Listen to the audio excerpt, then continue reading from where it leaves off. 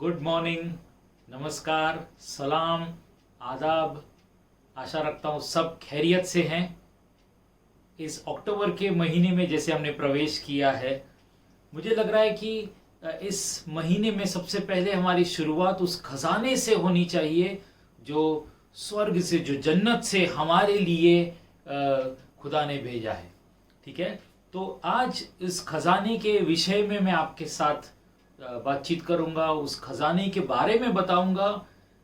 लेकिन वो बताने से पहले ये जानना जरूरी है कि उस खजाने को पाने से क्या क्या चीजें होती। नहीं तो आप बोलेंगे कि ये खजाना काम का नहीं। तो आप देखिए पहले कि ये जो मैं आपके साथ इस वक्त बताऊंगा, क्या ये आपके काम की चीज है। अगर हाँ, तो फिर आगे उस बात को भी जानने की कोशिश कीजिएगा कि खजाना क्या और कैसे पाना है।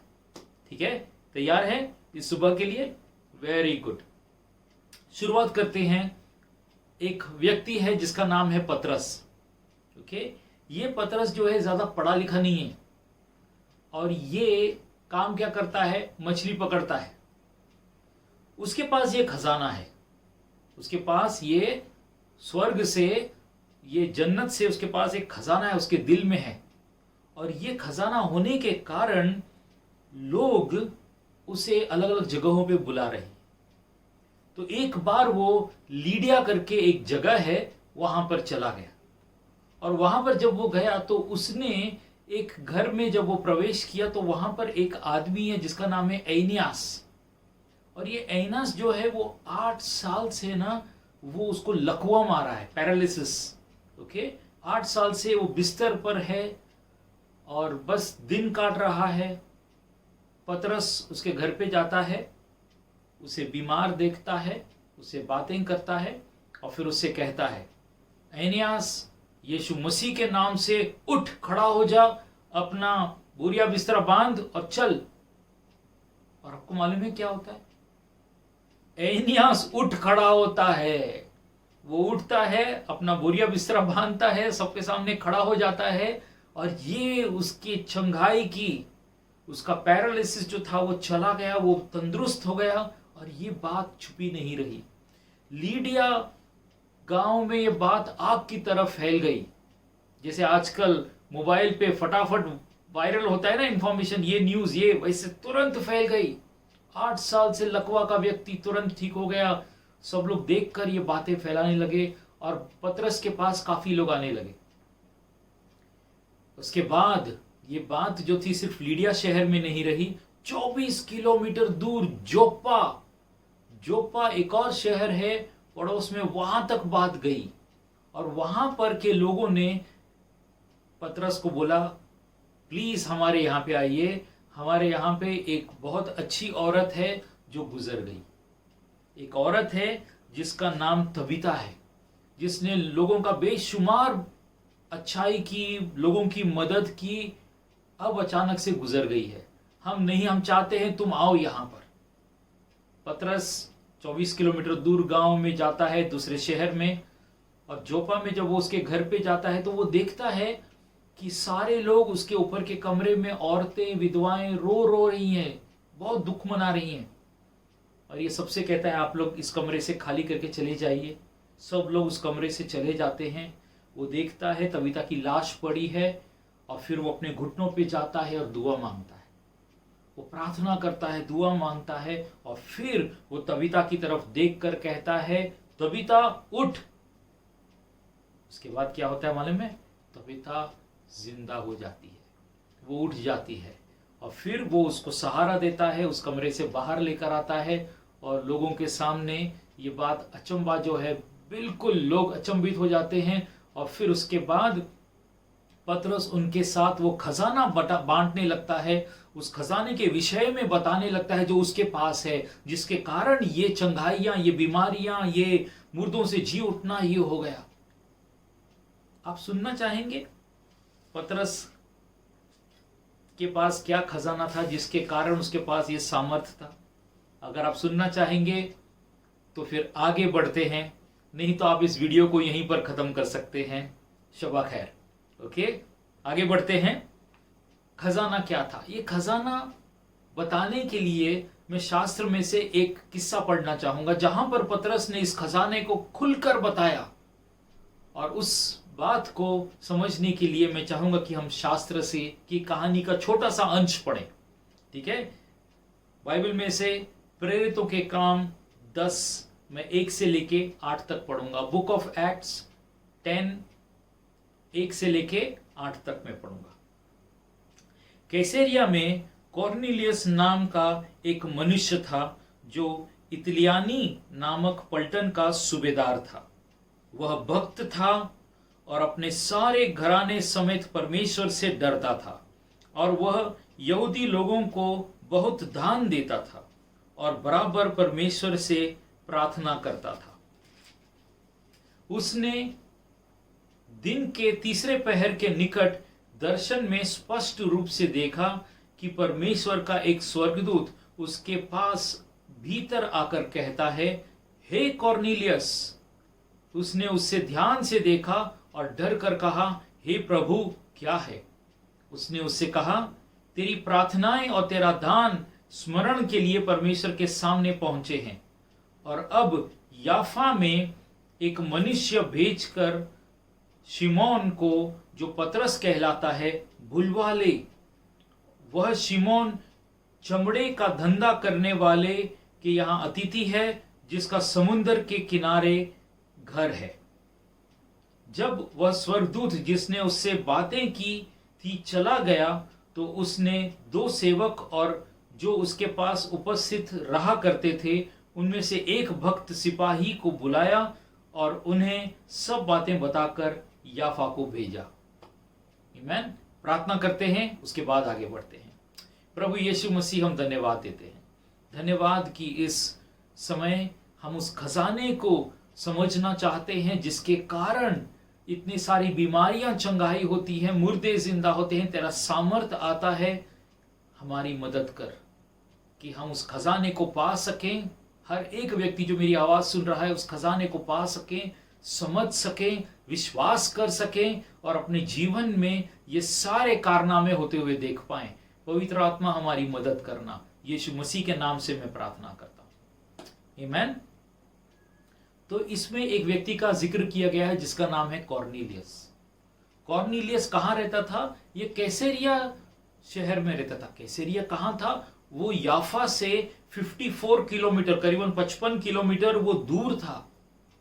वहां पर ये कॉर्नेलियस व्यक्ति था। क्या काम करता था? ये सूबेदार था, आर्मी का कमांडर था। 100 लोग, 100 सैनिक उसके नीचे काम करते थे, और इसके अंदर कुछ गुण थे। बहुत जरूरी है समझना इसके पास क्या था। ये भक्त था, ओके, परमेश्वर का, खुदा का वो बंदा था। दूसरा, खुदा से डरता था। तीसरा, वो दान देता था, बहुत ही उदार दिल का था, और वो दुआ भी करता था, प्रार्थना करता था समय समय पर। एक दोपहर को 3 बजे वो जब प्रार्थना करने बैठा, दोपहर को गोवा में कोई भी प्रार्थना नहीं दिखती मुझे करने वाले, सब सोते हैं, लेकिन यह व्यक्ति 3 बजे याफा में, ये अपने कैसरिया शहर में अपने घर पर प्रार्थना कर रहा था, और वहां पर खुदा का फरिश्ता, स्वर्गदूत उसके पास आया। उसने उसे नाम लेके बुलाया, कॉर्नेलियस। कॉर्नेलियस डर जाता है और फिर बोलता है, हे प्रभु, हाँ खुदा, क्या बात है? और फिर कॉर्नेलियस को वो फरिश्ता, वो स्वर्गदूत जो है, वो उसे एक बात बताता है। कहता है कि तू अपने आदमी को भेज, लेकिन उससे पहले वो कहता है उसे कि तेरी दुआएं, तेरी प्रार्थनाएं, तेरी खैरात की कुर्बानी खुदा के सामने आ पहुंची है। तेरी प्रार्थनाएं, तेरा दान जो है वो खुदा के सामने, परमेश्वर के सामने पहुंची है। इसीलिए उसने मुझे भेजा है तुझसे बात करने के लिए। कॉर्नेलियस ये सारे अच्छे काम कर रहा था, लेकिन उसके पास खजाना नहीं था। इस कारण से स्वर्गदूत खास आता है और उससे कहता है कि तुझे पतरस के पास जाना है, तुझे पतरस के पास से वो खजाना सुनना है, जानना है। बहुत आसान बात थी। कॉर्नेलियस को स्वर्गदूत खुद बता सकता था खजाने की बातें, क्योंकि वो स्वर्ग से आया था। लेकिन ये काम जो है ना, स्वर्ग के खजाने के बारे में बताना, ये काम जो है वो पतरस के हाथ में सौंपा था परमेश्वर ने।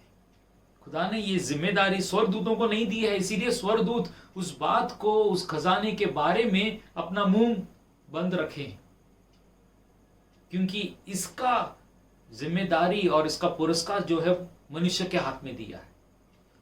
तो कॉर्नेलियस बहुत आज्ञाकारी था, वो अपने 3 लोगों को भेजता है और जैसे एड्रेस बताया था वैसे ही एड्रेस पर याफा नगर में, करीबन 1 दिन का सफर था उस टाइम का, वहां पर वो निकल जाते हैं। और हम उधर देखते हैं याफा नगर में अगले दिन दोपहर को 3 बजे पतरस जो है किसी के घर पे, वो मेहमान है याफा नगर में, उसे भूख लगती है और अब तक खाना नहीं बना, तो बोलता है मैं ऊपर के कमरे में जाके थोड़ा सा आराम करता हूं। और जैसे ही वो आराम करने जाता है, सोचता है मैं प्रार्थना करूं, अचानक से वो एक ट्रांस में एक उसे ना दर्शन आता है स्वर्ग का। और ये दर्शन में ना वो क्या देखता है मालूम है, कुछ चादर आती है 3 बार और वो 3 बार चादर उठा ली जाती है। और ये परेशान होता है, ये इसका मतलब क्या है। और थोड़ी देर में दरवाजे पे दस्तक होती है, 3 लोग वहां पर आए हैं और वो पूछ रहे हैं पतरस कौन है। और जैसे ही पतरस घर से नीचे उतर रहा है, खुदा का रूह, पवित्र आत्मा जो है वो पतरस से कहता है ये 3 लोगों के साथ को मैंने भेजा है, तू इनके साथ चला जा।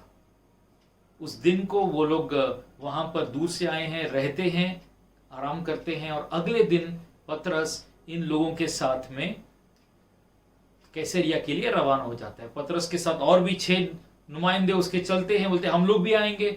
और पतरस इन सारे लोगों को लेकर कैसरिया शहर की तरफ चला गया। 1 दिन का सफर है, वहां पर गया। और अब वापस जब वो आ रहा है तो कैसरिया में जो ये कॉर्नेलियस है, उसने क्या किया, उसने विश्वास में कि वो पतरस आएगा ही, उसने क्या किया मालूम है, उसने सारे रिश्तेदारों को, अपने जान पहचान वालों को, सबको अपने घर पे इकट्ठा किया। बोला देखो भाई, मैंने जो कुछ करता हूं वो ठीक है, लेकिन कुछ तो राज की बात है, जो खजाने की बात है, जो मुझे कोई बताने के लिए आने वाला है। और मैं नहीं चाहता कि वो खजाना सिर्फ मैं अपने तक रखूं, मैं चाहता हूं कि ये राज की बात, ये खजाना जो है, ये आपके साथ, सबके साथ में बांटूं। तो आप लोग मेरे घर पे आ जाओ। और इस कारण से इतने सारे लोग उसके पास इकट्ठा हो गए, सब काम धाम छोड़ के। अनजान व्यक्ति, कौन पतरस क्या कुछ नहीं मालूम, लेकिन इसकी बात पर विश्वास करके वे सारे लोग इकट्ठा हो गए थे। और जैसे ही पतरस उनके घर में जाता है तो कॉर्नेलियस से मिलता है, तो वे सारे लोग ना उसका पांव पड़ते हैं। पतरस बोलता है, अरे पांव क्यों पड़ रहे हो, मैं भी तुम्हारे जैसा आम आदमी हूं, मैं भी एक पापी हूं, मेरे पांव मत पड़ो। और फिर पतरस वहां पर उनकी बातचीत सुनता है कि मुझे क्यों बुलाया। कॉर्नेलियस उसे डिटेल बताता है कि क्या बात हुई। और फिर पतरस खड़ा होता है और फिर पतरस उन्हें वो राज की बात बताता है। वो बताता है, सुनना चाहेंगे? ये खजाने में अब तक यहां पर कोई बीमार नहीं है, अब तक यहां पर कोई मरा नहीं है, फिर भी लोग इकट्ठा हो गए हैं अभी। ओके, तो समझना कि जब ये पतरस वहां पर इकट्ठा हुआ है तो खजाना क्या है। खजाना ये है, पतरस उन्हें बताता है कि परमेश्वर ने अपने बेटे यीशु मसीह को इस धरती पर भेजा। खुदा ने अपने बेटे ईसा सलाम को इस धरती पर भेजा और उसने सबका भला किया। जो बीमार आए सबको चंगाई दी, जो लंगड़े आए उनको पैर दिए, अंधों को आंखें दी, मुर्दों को जिंदा किया, सबकी भलाई की। और पतरस बता रहा था उनको कि वहां के लोग ने, यहूदियों ने यीशु मसीह को पकड़ लिया और उसे मार डाला, उसे लकड़ियों पर लटका दिया, 2 लकड़ियों के ऊपर उसे लटका दिया, उसका पूरा खून बहने लगा। और यीशु मसीह ने खुदा से उसने चिल्लाकर प्रार्थना की कि हे पिता, इन्हें क्षमा कर, ये नहीं जानते ये क्या कर रहे हैं। उसने अपना सारा खून दिखाकर खुदा से माफी मांग ली। आप जानते हैं हर एक कुर्बानी में खून बहता है, लहू बहता है, और ईसा सलाम ने, यीशु ने अपना खून बहाकर, अपना पवित्र लहू, पवित्र पाक लहू बहाकर अपने शरीर की कुर्बानी खुदा के सामने पेश कर दी। और ये जब उसने दुआ मांगी कि ये नहीं जानते ये क्या कर रहे हैं, इन्हें माफ कर, उसकी दुआ कबूल हो गई, उसकी दुआ कबूल हो गई, और उसके बाद उसने अपने प्राण त्याग दिए। पतरस ने ये बात बताने के बाद उसने ये एक और बात कही, उसने कहा हम इस बात को गवाह हैं, हमने देखा है ये हादसा, ये चीजें हमारे सामने हुई हैं, और हमें इसके बाद का भी मालूम है कि तीसरे दिन खुदा का रूह, परमेश्वर का आत्मा उसमें आया, मरे हुए शरीर को फिर से जिंदा किया, और यीशु मसीह फिर से जिंदा हो गया, और उसने हम लोगों से मुलाकात की है, और उसने बताया कि मौत के ऊपर अब मैं विजयी हुआ हूं। इसीलिए तुम जाओ और सारे लोगों को ये खबर बताओ, ये ऐलान करो कि मैंने उनके लिए क्या किया है। मैंने उनके लिए उनके पापों की सजा अपने ऊपर ले ली है, अब उनको माफी मिल चुकी है। अब जो भी मेरी कुर्बानी पर विश्वास करेगा उसे पूरी तरह से माफी मिलेगी, उसके ऊपर सजा नहीं रहेगी। कितने भी भयंकर गुनाह क्यों ना हो, सारे के सारे गुनाहों की क्षमा, माफी यीशु ने इस क्रूस पर अपने ऊपर ले ली, और हमें उस माफी को दे दिया, सारी सजा अपने ऊपर ले ली। और ये बात, ये राज की बात पतरस जैसे ही कॉर्नेलियस के घर में लोगों को बता रहा है, अचानक से परमेश्वर का आत्मा, पाक रूह जो है वो लोगों पर आता है, और लोग परमेश्वर के आत्मा से भरपूर हो जाते हैं, क्योंकि उन्होंने उसके इस राज की बात पर, इस खजाने पर उन्होंने अपना विश्वास मिलाया और कहा कि हम मंजूर करते हैं, हम मानते हैं कि हम गुनाहगार हैं, और हमारे लिए उसने कुर्बानी दी, हमारे लिए काफी है, अब हमें उसकी माफी चाहिए। और जैसे ही उन्होंने ऐसा अपना हृदय खोला, परमेश्वर का आत्मा ने उनके हृदय में प्रवेश किया, और वे अपना जीवन यीशु मसीह को दिए। और अब यहां से कहानी जो है, खजाना बढ़ता गया, फैलता गया, और आज आप मेरे मुंह से इस राज की बात को, इस खजाने को आप सुन रहे हैं। आपको अजीब लगता होगा, ऐसा कैसे हो सकता है, ऐसा कैसे हो सकता है, मेरे पापों की सजा कोई और क्यों लेगा? वो इसीलिए लेगा क्योंकि उसने हमसे प्रेम किया है। वो जानता है तुम और मैं कमजोर हैं, वो जानता है कि हम अपने आप को बचाने के लिए कुछ भी नहीं कर सकते, क्योंकि जितनी भी कुर्बानी हम दें वो उसके सामने नामंजूर है, क्योंकि हर कुर्बानी में मिलावट है। सिर्फ एक कुर्बानी उसके लिए काफी है, और वो थी पवित्र कुर्बानी यीशु मसीह के खुद की, जो उसने क्रूस पर दी थी।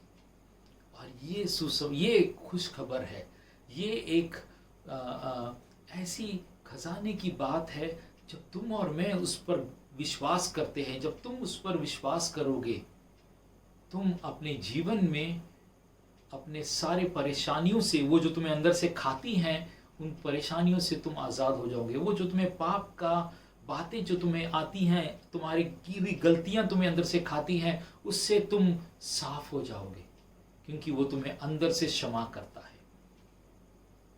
ठीक है। रहा सवाल इस जिंदगी में जितनी भी मुश्किलें, संकट, तकलीफें आएंगी, इस बार वो हमारी मदद करेगा इस तकलीफों के पार ले जाने के लिए। मैं ये नहीं कह रहा हूं कि मुश्किलें नहीं आएंगी, बड़ी मुश्किलें भी आएंगी, लेकिन उन सारी मुश्किलों में वो हमें उस पार ले जाएगा, क्योंकि वो खुद मौत पर विजयी हुआ है। तो आज जो मैं आपके साथ शेयर कर रहा हूं, क्या आपको इस यीशु मसीह पर विश्वास करना है? क्या उसकी बात पर आपको विश्वास है कि उसने आपके लिए कुर्बानी दी है? अगर हाँ, आप उसे अपने जीवन में ग्रहण करना चाहते हैं तो मेरे पीछे प्रार्थना कीजिए। प्रभु यीशु मसीह, मैं तेरे बारे में सुन रहा हूं, थोड़ा बहुत समझ में आ रहा है। मैं ये समझ रहा हूं, मेरी पापों की सजा आपने अपने ऊपर ले ली। आप कुर्बान हो गए, मैं ये भी विश्वास करता हूं कि आप तीसरे दिन जिंदा हो गए। मुझे मेरे गुनाहों के लिए क्षमा करें। जाने अनजाने में मैंने जो भी गलत किया है, मुझे पूरी तरह से साफ करके पवित्र करें। मैं यीशु मसीह के नाम से प्रार्थना करता हूं, आमीन। अगर आपने ये वाली प्रार्थना मेरे साथ की है सच्चे दिल से, तो जानिए कि उसने आपके गुनाहों को क्षमा किया है। उसने आपके ऊपर एक बोझ, सजा का बोझ था, अपने ऊपर ले लिया है। अब आप मुक्त हैं उस सजा से। जानिए कि एक दिन जब हमारा धरती का सफर खत्म होगा तो हम उसके सामने रूबरू होंगे। हम पर कोई सजा नहीं होगी, हम पर कोई मुकदमा नहीं चलेगा, क्योंकि हमें तो पुरस्कार मिलेगा उन कामों के लिए जो हम विश्वास में करने लगते हैं। आमीन। और इस खजाने को पाने से, उसकी इस सुसमाचार को, इस खबर को अपने अंदर विश्वास करने से खजाना आपके अंदर आया है। परमेश्वर का आत्मा, पाक रूह आपके हृदय में आके रहने लगा है। अब जब आप यीशु मसीह के नाम से, ईसा सलाम के नाम से दुआ मांगेंगे, वो कबूल होगी। आप बीमारों के लिए प्रार्थना करोगे, बीमार चंगे होंगे।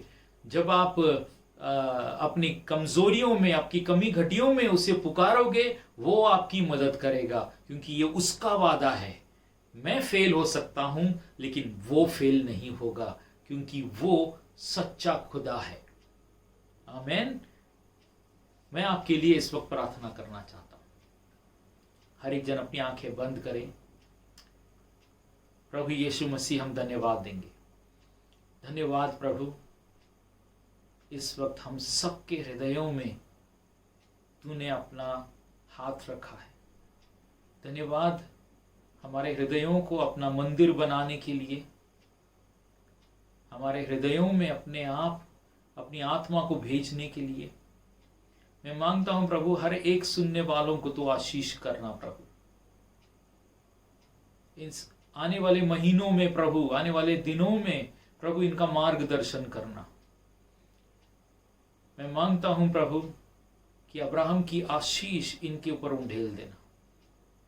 हर एक काम में जो ये हाथ डालें प्रभु, इनका मार्गदर्शन हो। इन्हें हर एक दुष्ट की योजनाओं से इन्हें दूर रखना प्रभु, हर एक बीमारियों से दूर रखना। अगर कोई बीमार है तो प्रभु, इस वक्त तेरे नाम से मैं चंगाई का ऐलान करता हूं इनके शरीरों में। हर एक बीमारी, हर एक लकवा, अगर कोई लकवा से पीड़ित है, यीशु के नाम से मैं उसके शरीर में चंगाई का ऐलान करता हूं। ग्रहण करो उसकी चंगाई को, क्योंकि वो जिंदा खुदा है, तुम्हें चंगाई दे रहा है। धन्यवाद यीशु, धन्यवाद प्रभु। हम तुझे सारी महिमा, सारा गौरव देते हैं प्रभु। मैं मांगता हूं प्रभु, जिस किसी को ऐसा रोग है जो वो किसी को बता नहीं सकता, उसे शर्म आती है प्रभु, उस रोग से भी उसे तू पूरी तरह से चंगाई दे, संपूर्ण चंगाई उस रोग से। धन्यवाद यीशु, धन्यवाद यीशु। मैं मांगता हूं प्रभु कि तेरा नाम हर एक स्थिति में ऊंचा हो, तेरे नाम को महिमा मिले। मैं तुझे सारी महिमा, सारा गौरव देता हूं प्रभु। धन्यवाद यीशु, आमीन। बहुत बहुत शुक्रिया मेरे साथ बने रहने के लिए। परमेश्वर आपको आशीष दे, फलवंत करे, और इस हफ्ते में आप हर एक चीज में परमेश्वर की उपस्थिति देखो, उसका फेवर देखो। God bless you.